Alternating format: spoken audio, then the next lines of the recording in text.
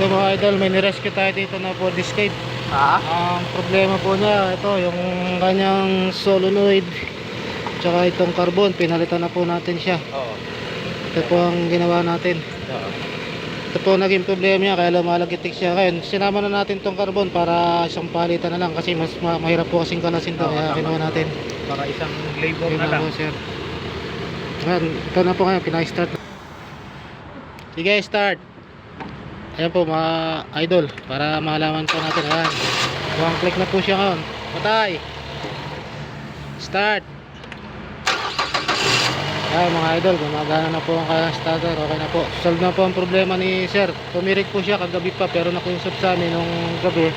Kaya lang hindi na kami pwede. Kaya ngayon lang ngayong umaga ko lang pinuntahan para po ma-resolve ang kanyang problema. Yun lang po mga idol, maraming salamat.